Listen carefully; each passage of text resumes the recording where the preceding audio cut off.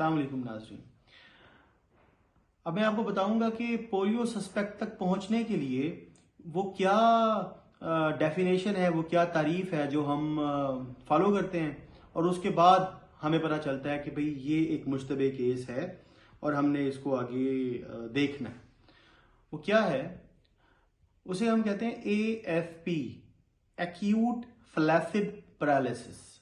Acute मतलब अचानक, flaccid का मतलब नरम पड़ जाना, पैरालिसिस का मतलब फालिज, अचानक फालिज का हमला। ठीक है, वो डेफिनेशन क्या है वो मैं आपसे शेयर करता हूं। जो डॉक्टर्स रिपोर्ट करते हैं, जो हमारे फॉर्मल और इनफॉर्मल हेल्थ केयर प्रोवाइडर्स जो रिपोर्ट करते हैं, वो इस डेफिनेशन के अकॉर्डिंग रिपोर्ट करते हैं।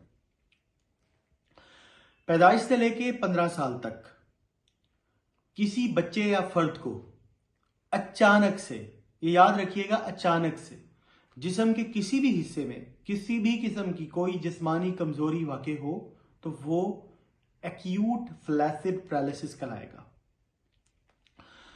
याद रखिएगा, ये पैदाइशी नहीं होता, ये अचानक से होता है और ये पैदाइश से लेकर 15 साल तक के बीच के बच्चों या फर्द को हो सकता है। इसमें टांगे ढीली पड़ जाती हैं, इसमें बाजू ढीले पड़ जाते हैं, इसमें लकवा हो जाता है। लकवे में फैशल पाल्सी और बेल्स पाल्सी। बेल्स पाल्सी में क्या होता है कि मरीज की आंख बंद नहीं होती और फैशल पाल्सी में मरीज का मुंह टेढ़ा हो जाता है। तो डॉक्टर्स जब रिपोर्ट करते हैं तो वो भी हमारा AFP सस्पेक्ट होता है। बीमारियां हैं जो हमारे आसावी निज़ाम, हमारी नर्व्स से रिलेटेड हैं, वो बीमारियां मैं आज आपसे डिस्कस करूंगा।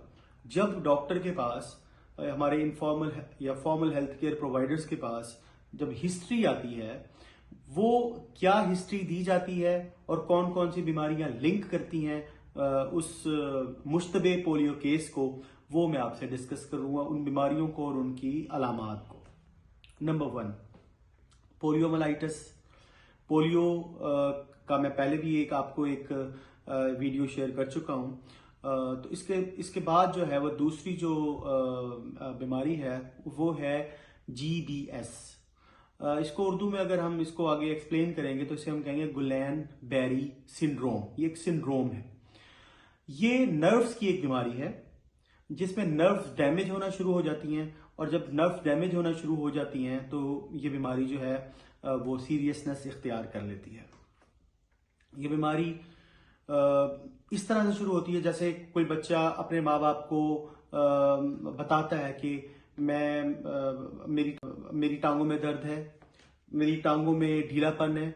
या आप नोट करें कि बच्चा रात को सोया लेकिन जब सुबह उठा तो वो उसकी टांगे उस तरह चल नहीं पा रहा था, उसकी टांगों में वो जान नहीं थी, उसकी टांगे बेजान थी।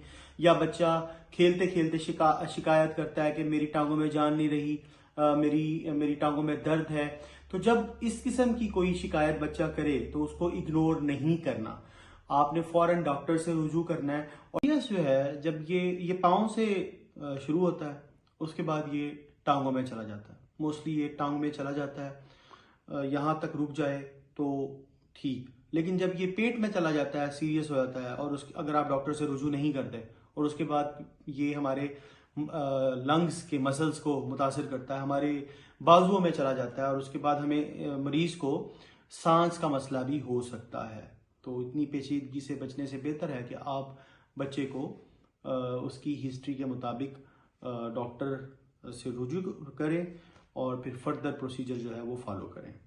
इसके बाद हम बात करते हैं ट्रॉमेटिक न्यूराइटिस की।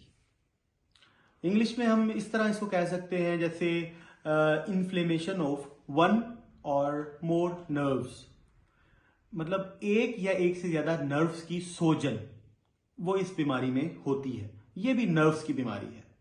इसमें क्या होता है, इसमें हमारे दिमाग से जो कमांड मिलती है ना, वो नर्व्स, वो हमारे स्पाइनल कॉर्ड, हमारे रीढ़ की हड्डी के थ्रू हमारे जिस्म को मिलती है। ठीक है, तो वो जो है ना, जब उन नर्व्स में सोजन होना शुरू हो जाती है तो वो मैसेज जो है वो प्रॉपरली रिसीव नहीं होता, तब ये बीमारी जो है ना, ट्रॉमेटिक न्यूराइटिस, ये होती है। तो ये भी हमारा AFP सस्पेक्ट हो सकता है, डॉक्टर्स इसको रिपोर्ट करते हैं और फिर इसके बाद हम लोग उसके स्टूल सैंपल्स लेते हैं और सेम प्रोसीजर्स लेबोरेटरी के टेस्ट के रिजल्ट आने तक पता चलता है कि भाई इसमें पोलियो वायरस था या नहीं था। अब हम बात करेंगे ट्रांसवर्स माइलाइटिस की। इसमें भी चीजें मिलती जुलती हैं। इसमें रीढ़ की हड्डी का वर्म हो जाता है। रीढ़ की हड्डी में हराम मगज जो होता है, हराम मगज, उसमें सोजन हो जाती है। जब उसमें सोजन हो जाती है तो वो सुकड़ जाता है। वो सुकड़ जाता है तो ये जो हमारा लोअर लिम्ब है ये मुतासिर हो जाता है और फिर जो मरीज है वो पैरालिसिस की तरफ चला जाता है। तो ये भी हमारा AFP सस्पेक्ट होता है और इसका भी हम सेम प्रोटोकॉल फॉलो करते हैं जैसे हमने इससे पहले जो मैंने आपसे डिजीजेस शेयर किए हैं कि उसके स्टूल सैंपल्स और लेबोरेटरी टेस्ट तक सारे प्रोटोकॉल जो है ना उसके हम फॉलो करते हैं। बेसिकली हम लोग पोलियो एरेडिकेशन के लिए काम कर रहे हैं और जब पोलियो एरेडिकेशन के लिए काम कर रहे हैं तो हमें जो मिलती जुलती अलामात वाले जितने भी पेशेंट्स आएंगे हम उनके स्टूल सैंपल्स लेंगे और उसके बाद हम प्रोटोकॉल्स फॉलो करेंगे और रिजल्ट आने तक हम वेट करेंगे कि ये पेशेंट हमारा जो पोलियो सस्पेक्ट है क्या इसमें वाकई वायरस पोलियो पाया जाता है या नहीं पाया जाता। अब हम आगे चलते हैं। हाइपोक्लैमिक पैरालिसिस, ये भी नर्व से जुड़ा हुआ है। ये जो नर्व्स हैं हमारी, ये इनको खून चाहिए, इनको मिनरल्स चाहिए, तब ये ठीक रहती हैं। किसी भी चीज की कमी होती है, जैसे पोटेशियम की अगर कमी हो जाए तो ये नर्व्स उस तरह से फिर प्रॉपरली काम नहीं कर पाती जिस तरह एक प्रॉपर सप्लाई मिलती है और नर्व्स काम करती रहती हैं। जब पोटेशियम की कमी होती है तो हाइपोक्लैमिक पैरालिसिस हो सकता है, ठीक है।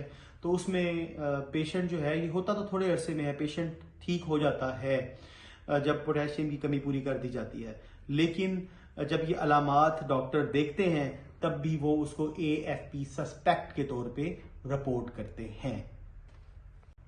अब हम बात करेंगे आर्थराइटिस की। आर्थराइटिस क्या होता है? ये जोड़ों की बीमारी होती है, जोड़ों का सूज जाना, जोड़ों की सोजन आप इसको कह सकते हैं। इसमें भी अगर अचानक से जॉइंट काम करना, जो हमारे जॉइंट है ये काम करना छोड़ जाएं, तब भी इन अलामात के साथ डॉक्टर उसको AFP सस्पेक्ट कंसीडर करेगा और उसको रिपोर्ट करेगा। हम बात करेंगे CVA के बारे में। CVA में क्या होता है? CVA मेनिंजाइटिस में जो दिमाग में इन्फ्लेमेशन हो जाएगी, दिमाग में सोजन हो जाएगी, जिसकी वजह से वन साइड जो है ये पैरालिसिस हो जाएगा, जिसमें लोअर लिम्ब शामिल है और ये अपर लिम्ब, मतलब ये टांग और बाजू, ये इस पे फालिज हो सकता है। तो जब ये अलामतें डॉक्टर देखते हैं किसी CVA पेशेंट में, तब भी डॉक्टर्स रिपोर्ट करते हैं और हम उसको AFP सस्पेक्ट के तौर पे डील करते हैं। उसके स्टूल सैंपल लिए जाते हैं, लेबोरेटरी से टेस्ट करवाया जाता है और उसके बाद जब उसका रिजल्ट आता है तो वो ये तय करता है कि इसको ये सब कुछ जो है ये पोलियो वायरस की वजह से है या नहीं। सो नाजरीन, उम्मीद करता हूं आपको ये इंफॉर्मेशन पसंद आई होगी। चैनल को लाइक करें, कमेंट करें, सब्सक्राइब करें, सब्सक्राइब करवाएं।